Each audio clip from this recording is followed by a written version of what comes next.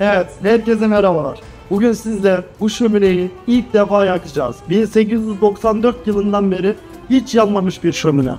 Bu şöminenin hikayesinden kısaca bahsetmek gerekirse 1894 yılında bu şömine yapılmış ve bacası 2. kata kadar devam etmiş ve sonra proje iptal etmişler.